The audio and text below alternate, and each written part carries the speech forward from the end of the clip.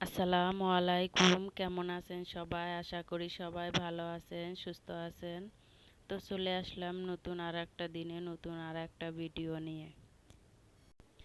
আজকে আমি আপনাদের সাথে আমার নিজের ব্যাপারে কথা বলবো।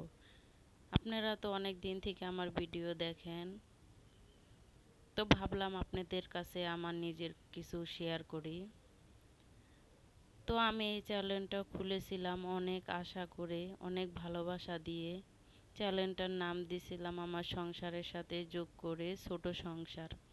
আমার যেহেতু ছোট সংসার, এই কারণে আমি চ্যানেলের নামটাও দিছি ছোট সংসার। আপনারা হয়তো অনেকে জানেন আমার শ্বশুর শাশুড়ি কেউ নেই, আর দেবর ভাসুর ওগুলা আমার দুইটা ভাসুর আছে, তাদের মতো তারা থাকে, আমরা আমাদের মতো। তো আমার স্বামী গার্মেন্টসে চাকরি করে, সে অনেক ডিউটি করে, কিন্তু ডিউটি অনুযায়ী তার প্রাপ্য টাকাটা সে পায় না। কারণ ওখানে তাদের ওভার টাইম দেওয়া হয় না। সে ডিউটি করে অনেক, সকাল 8টায় যায়, রাত্রে 10টা 12টা আসে। সে অনেক পরিশ্রম করে আমাদের ভালো রাখার জন্য। আপনাদের ভাইয়া অনেক ভালো একটা মানুষ। আমি যখন যেটা বলি সে সেটাই শুনে। হয়তো টাকা পয়সার দিক দিয়ে আমরা একটু টানাটানি ভাবে চলি, কিন্তু আপনাদের ভাইয়া অনেক ভালো একটা মানুষ।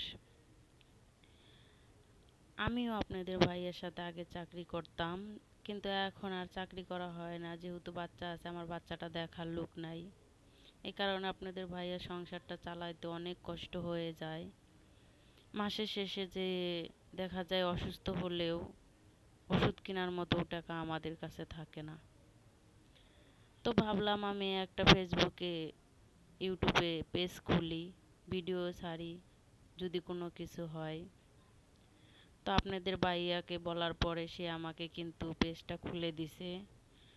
কিন্তু আমি তো এত কিছু অনলাইনে বুঝি না। আপনাদের ভাইয়া যা টুকটাক বুঝে সেটাই আমাকে প্রত্যেক দিন 10টা 12টায় এসে শিখাইতো। তো শেখানোর পরে আমি যেটুক শিখছি আমি সেই দিয়ে এখন ভিডিও আপনাদের সাথে শেয়ার করি। আমার ভিডিও যদি কোথাও কোনো কিছু আপনাদের ভুল বা খারাপ লাগে, প্লিজ ক্ষমা সুন্দর দৃষ্টিতে দেখবেন আর আমার ভুলটা আমাকে ধরিয়ে দিবেন। তো এই আশা করে আমি ভিডিও ছাড়ছি। আমাদের সাপোর্ট দেওয়ার মতো কেউ নাই। আমার স্বামীর সাপোর্ট আমি, আমার সাপোর্ট আমার স্বামী। তো আমরা দুইজন এইভাবেই সংসার চালি, সুখে দুঃখে পাশেই থাকি। তো আপনারা যদি আমাকে সাপোর্ট করেন তাহলে আমি এগিয়ে যেতে পারবো বা কিছু একটা করতে পারবো। আপনারা যদি না চান, আমি এখানে টিকে থাকতে পারবো না। আমি এখানে টিকে থাকলে আপনাদের ভালোবাসার জন্যই থাকতে পারবো। আপনারা যদি চান আমি এখানে থাকি, প্লিজ সবাই আমাকে ভালোবাসা দেবেন। এইটুকুই আপনাদের কাছে আশা। কারণ আমাদের পাশে দাঁড়ানোর মতো কেউ নাই।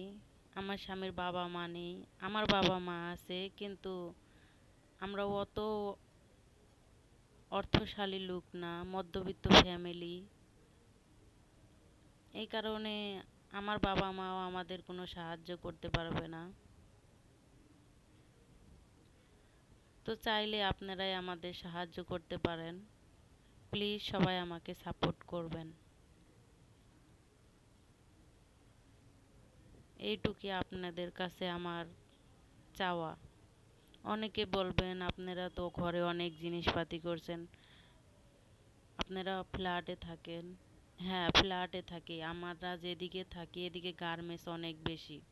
আপনি টিন শেড বাসায় থাকতে গেলেও এই ফ্ল্যাটের মতোই অনেক ভাড়া দিয়েই থাকতে হয়। টিন শেডে হয়তো 500 টাকা কম পাওয়া যাবে, কিন্তু আমার ছোট বাচ্চা নিয়েও অত গ্যাঞ্জাম, টয়লেট, বাথরুম শেয়ার করা অনেক কষ্ট। এই কারণে আমরা ফ্ল্যাটে থাকি। এখানে 500 টাকা বেশি দিয়ে থাকতে হয়, এইটুকুই। আর জিনিসপত্রর কথা যদি কেউ বলেন তাহলে বলি আমিও কিন্তু চাকরি করতাম এক সময়। আমিও কিছু ইনকাম করতাম, তখনই কিন্তু আমার ঘরের জিনিস কিনা। আর শোকেস আর ড্রেসিং টেবিল কিছুদিন আগেই নেওয়া হয়েছে। সেটাও আমার ছেলেকে সবাই ঈদে আমার বাবা মা ভাই বোন ওরা টাকা দিত। আপনাদের ভাইয়া আমাকে কিছু টাকা দিত, সেটা জমিয়ে জমিয়ে আমি রেখে দিতাম। তারপর আপনাদের ভাইয়া একটা ব্যাংকে থেকে লোন উঠায় 10,000 টাকা। তো সব মিলিয়েই কিন্তু আমি এগুলো জিনিস কিনে নিয়ে আসছি। আমার 10 বছরের সংসার জীবন, আমার ঘরে কিন্তু তেমন জিনিস আপনারা খেয়াল করে দেখবেন অত নামি দামি জিনিস নাই। আমার সাধারণত টুকটাক যা জিনিস লাগে কম দামের ভিতরেই কিনে আমি ব্যবহার করার চেষ্টা করি। যতটুক হলে না চলে ততটুকুই আমি কিনে আনার চেষ্টা করি, কারণ আমার স্বামীর ইনকাম দিয়ে আমার বিলাসিতা করার মতো টাকা হয় না। তো এই ছিল আজকে আমার আপনাদের সাথে বলার। আপনারা সবাই আমাকে বেশি বেশি ভালোবাসা দিবেন, পাশেই থাকবেন।